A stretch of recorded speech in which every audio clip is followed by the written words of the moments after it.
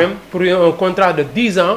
Quand même loolu parfois mën na nekk avantage pour le joueur. Chelsea dépense beaucoup. mais Chelsea sur les modalités sur les contrats. da ngay xam ne que tout le temps dañuy envisager tamit le futur ji bi. parce que dañuy sécuriser le joueur. c'est ça ils sécurisent le joueur. Ils sécurisent leur joueur. D'abord parce que boo signé le joueur pour un contrat de 10 ans. wala 8 ans donc ça veut dire que ni joueur boobu noonu. xanaa dalay neex rek nga jëm ko brader wala nga def ay prêt yooyu noonu mais fii ak bëggoo ko jaay carrément. wala joueur bi équipe bu ko soxla. nanguwul teg enveloppe bi war donc souvent du dem. c'est ça donc loolu tamit ça veut dire que ni gis na tey ne voilà fekkoon ni amul contrat bu dem jusqu'en 2033 tey pour Chelsea jaayee ko benn 60 millions d'euros. du coûter à rien au club. bi am te ñu ngi ko recruter à 35 millions d'euros. si Aston si Villarreal. donc tey bu ñuy xaar benn 80 millions d'euros ça veut dire que ni lu nekkaat ci contrat moo gudd. donc 2033 la. donc ñoom leen arrangé jamono dem pour dégraisser un petit peu leur masse salariale il faudra également vendre Nicolas Jackson. c'est ça et non à des prêts yoo xamante ni en retour day jural quelques dépenses aussi donc le club bi nga xamante ni moom moo nekk Chelsea. c'est ça maa ngi gis léegi nii le commentaire de Univers Gaindé nee na les dirigeants de Chelsea ne sont pas clairs avec lui. ce qu'il faut savoir mooy il y a des discussions internes déjà sur l'aspect communicationnel maa ngi ko doon wax si Chelsea est d'accord pour vendre Nicolas Jackson jël benn somme parce que au début c'était 100 millions d'euros donc peut-être que tey jii ñi nga xamante ne ñi ngi décrypter l'aspect communicationnel au début il ne voulait pas prendre Nicolas Jackson parce que amul jamono ji club bi nga xamante ne dina génnee lu toll 100 millions d'euros pour dem teg ko wala pour dem jëndi ki nga xamante ne moom mooy Nicolas Jackson. bi yenn polémique yi amee dañu revenir un peu à la baisse. jóge nañu 100 millions d'euros ñëw nañu 80 millions d'euros dans cette coupe du monde des clubs gisoon nañu Enzo Maresca bi nga xamante ne il faisait toujours confiance à Nicolas Jackson mais d'après les derniers rebondissements on sent que tey jii nii il y a une certaine pression exercée par la direction des Blues léegi nag ce qu'il faut savoir am na ay yenn entraîneurs yi nga xamante ne du ñu am benn mainmise sur les transferts on a l'habitude de voir certains coachs yi nga xamante ni su ñuy ñëw di signer avec le nouveau club sur les contrats dañuy am un pourcentage sur les transferts mais suñu gisee ni transfert Chelsea yi di demee dañuy xam ne que coach bi amul mainmise trop concernant les pourcentages liés au transfert donc ci wàllu boobu tamit je pense que Nicolas Univers Gaindé a fait une très bonne remarque concernant tamit l'attitude des dirigeants des Blues waaye tamit match bi nga xamante ne Chelsea joué na ko ce week-end avec Crystal Palace. Cole Palmer agacé gis nañu ses statistiques yàgg naa ko wax il y avait une coordination entre Nicolas Jackson ak Cole Palmer quand Nicolas ne joue pas Cole Palmer a des problèmes parce que Nicolas comprend Cole Palmer et même s'il ne marque pas il a la capacité et l'intelligence de laisser des espaces au profit de Cole Palmer et loolu certifié nañ ko ci match bi nga xamante ne Chelsea football na ko ak Crystal Palace ji bi. oui parce que booy xool l'absence de Nico après le match contre Crystal Palace ñëpp gis nañ ko. donc le but refusé donc DG day Chelsea doon perte donc contre le Crystal Palace mais heureusement pour eux donc ils ont terminé le match donc sur ce score de 0-8 partout bon match boo xamante ni après bon il y a des critiques sur la façon bi nga xamante ni moom la Chelsea doon jouer il y avait pas carrément de coordination surtout également au dernier tiers de leur équipe donc nga xamante ni moom moo nekk ci côté camp bu Crystal Palace gisuñu woon carrément des déplacements donc l'absence de Nicolas Jackson dañ ko sentir carrément aussi rawatina Cole Palmer bi nga xamante ni moom amoon na benn entente parfaite avec l'attaquant sénégalais donc quand Nicolas Jackson ne marque pas souvent il fait marquer c'est ça donc Cole Palmer pourquoi daam amoon assez de buts marqués dinañ xool ba xam ren ji bu fekkee Chelsea dafa perte Nicolas Jackson ba xam Cole Palmer avec les Stabio avec ñeneen ñi tamit dina réussir à atteindre la barre des 15 buts voire des 20 buts dinañ ci xam dara mais en tout cas nu ñu démarré championnat bi nii ça veut dire que ni en tout cas il risque de regretter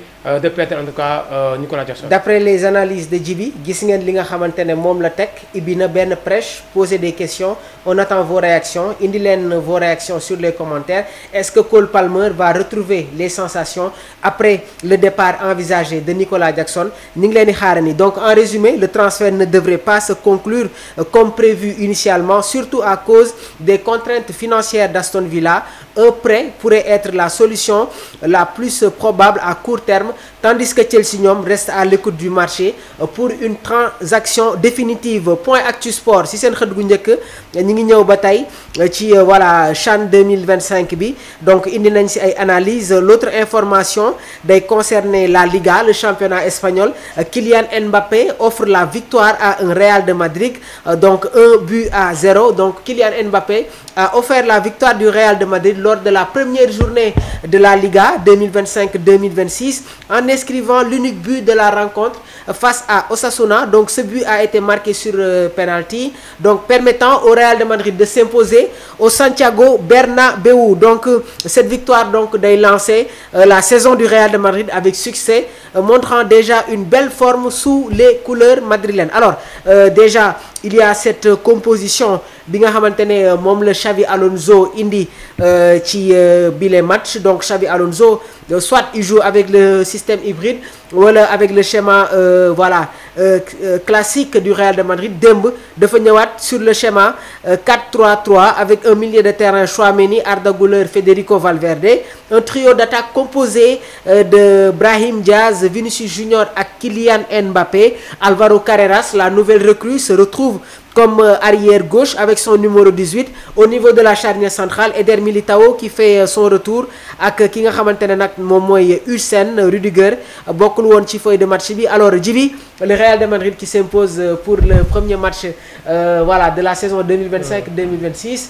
gis nañu du beau jeu à Santiago, mais finition bi tamit on sent que vraiment coordination bi mi ngi dess ba tay ci walu. waaw tamit c'est normal parce que boy xol Real quand même il y a des changements. Il y a pas encore les automatismes. C'est ça, l'automatisme manque au niveau de l'attaque du club de Santiago Bernabéu. Il y a heureusement Kylian Mbappé bo xamanteni mo mujjé décanter la situation sur un penalty marqué également. Mais bon, avec l'adaptation des recrues, avec l'absence également, on a vu Rodrigo, bon peut-être qui est sur le départ également, puisque Alonso def ko carrément confiance, on l'a vu sur le banc, un peu crispé également. Donc ça veut dire que ni attaque bi lenen mo fa nara am. Il y a aussi des joueurs comme Arda Güler yo xamanteni ñom ren ji dañ leen xaar pour ñu war donc confirmer leur talent, comme également comme niko l'entraîneur Alonso doon waxé. Donc il y a beaucoup de choses yo xamanteni entre-temps dañuy xaar ni fi ci kanam et côté 5e journée ñu xol déjà Real ak Barça ak ñu Atlético ban niveau carrément lañ fassé wan. Gis nañu bi match bi jéxé la conférence de presse d'après match, l'entraîneur de la Casablanca Xavi Alonso yëkëti na ay cadeau, néna man sama équipe amul joueur bo xamantene japp, c'est-à-dire il y a pas un 11 indiscutable. 11 bo xamantene mom lañuy gis tous les matchs. Xavi Alonso ne croit pas à ça. Néna joueurs yépp ñoo bokk ñom ñoo nek sur la même donne.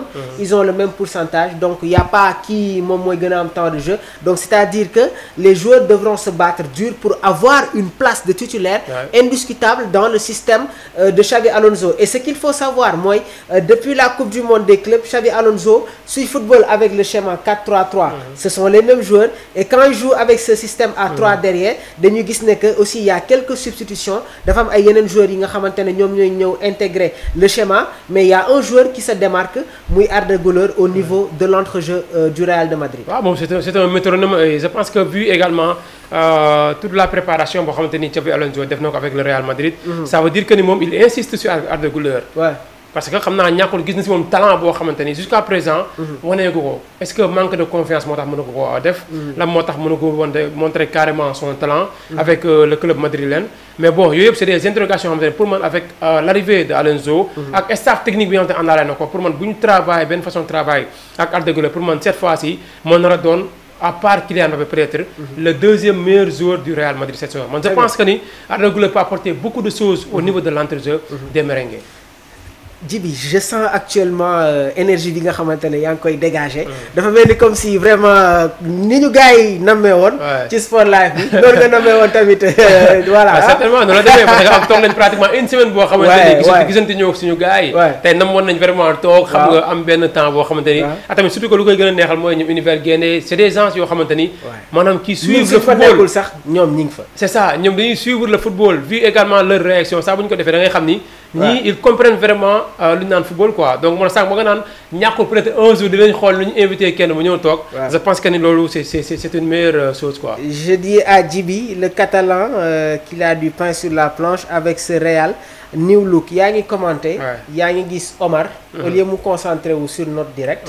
jóge na ci région ñëw di ma def signe. naan ma xoolal le plateau. xoolal le commentaire de Gorgui Cissé Ndiaye. Donc Djibi xam naa ne tu es catalan. Omar nekk Barça nekk Catalan moo tax mu quitté régie bi noonu. ñëw ba fii jàppal ne que su problème amee après dina am ay décisions yoo xamante ne dinañ ko jël. donc alors on va toujours enchaîner on va terminer rapidement avec le journal Record donc l'Afrobasket on va parler de l'équipe nationale du Sénégal. dinañu ñëw tamit sur les transferts gars yi. des exclusivités des nouveautés yi nga xamante ne di ngeen ko am concernant la prochaine liste de Pape Thiaw qui se dessine Djibi indil nañu ay quelques exclusivités di ngeen ko am fii ci biir Sport Live 221. alors le journal Record Afrobasket Sénégal-Nigeria à 18h GMT les Lions à 40 minutes d'une 21e demi-finale donc le Sénégal war a affronter le Nigeria ce mercredi à 18h en quart de finale de l'Afrobasket masculin 2025 qui se déroule actuellement fële nga xamante ne moom mooy ca Angola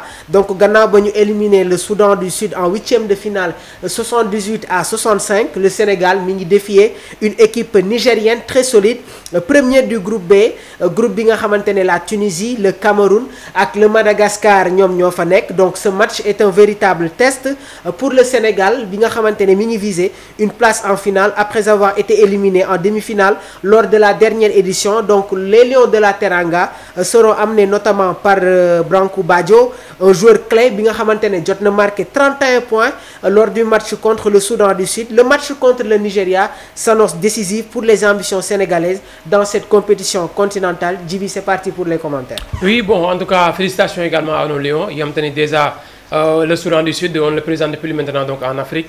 Équipe la boo xamante ni même si cette fois-ci perte nañ des joueurs taille majeurs. Si campagne bi ñëwuñu donc ils sont au nombre de 5 certainement xaw na affaiblir tuuti le groupe de Deng.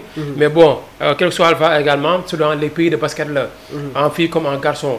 donc Sénégal amoon na match bu difficile après le match contre le Mali donc je vois en tout cas une équipe qui monte en puissance les joueurs également qui commencent à retrouver donc de la confiance. c'est également notre meneur d'homme qui est Branco Badio bi nga xamante ne donc il a marqué 31 points sur un match donc ça veut dire que ni chapeau à Branco parce que déjà.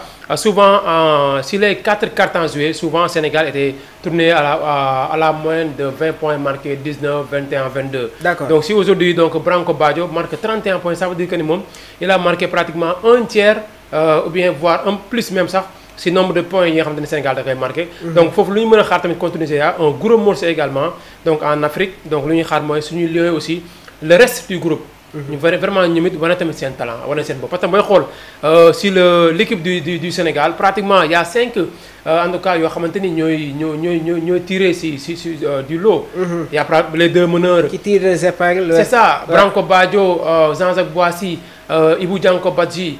Qui a fait plusieurs interceptions et également des rebonds remportés. Voilà. Dianko Badji. Il y a aussi Moustapha Fall Faye, il y a aussi Moustapha Diop, Fall Faye et Moustapha Diop. Donc à part les 5, les autres en tout cas suivront carrément. Surtout également comme Amar Sylla. Amar Sylla fu ñu koy xaar mooy rehausser son niveau. On l'a vu la dernière fois, il a marqué que 3 points. Pour moi, c'est minime pour un joueur comme Amar Sylla. Mais tamit Djibi man tey jàpp naa ne que sur les clés du match. il faut que ñu am benn bloc défensif benn impact bi nga xamante ne. surtout sur les rebonds ak tamit les deuxièmes ballons. waaw les rebonds parce que booy xool les deuxièmes ballons ak les rebonds moo tax d'abord. lu ñu wax sànq tamit ci football en basketball également foofu la gën a amee solo. foofu la gën a amee solo l'aspect défensif. remporter les impact tey. interceptions yi ak rebonds yi. donc deux yooyu souvent équipe bu koy gën a réussir. après moom mooy remporter le match quoi donc Sénégal au début amoon na ce problème. surtout également contre Égypte mooy seule défaite bu ñu amagum nii pour l'instant. yàlla na fi yem yàlla nañ continuer dem ay victoire ba keroog ñuy jël coupe bi. en finale mais en tout cas nekk na loo xamante ni bu fekkee ñu si gën a travailler. éviter les pertes de balles. éviter les pertes de balles waaye tamit éviter surtout les 3 points côté Nigéria. Surtout parce aussi. que ñoom en général c'est une équipe beaucoup plus technique. donc je pense que tey jii comme ni nga ko souligné l'aspect défensif va être très important waaye tamit être très réaliste am na ay balles yoo xamante ne vraiment il faut que tamit ñu def ko dans le panier. parce que booy xool le Nigéria s'inspire sur le basketball américain. contrairement au Sénégal bi nga xamante ni ñoom carrément ñun amuñu plusieurs aspects yoo xamante ni ça réfère en tout cas au basketball américain. c'est ça parce que Soudanais comme Nigérian souvent bu ñuy génn. il évolue aux États-Unis ñun parfois lu si ëpp ñun ñu ngi en Europe il y a par exemple comme le cas de Amar Sylla bi nekk à Bilbao ren ji il a joué une finale donc avec son club donc espagnol donc remporté également mais dafa nekk des joueurs yoo xam ne souvent ñoom bu ñu nekkul en Europe bu ñu demee États-Unis duñu fa yàgg soit ñu ngi ne au niveau de J-League mooy l'antichambre de la NBA.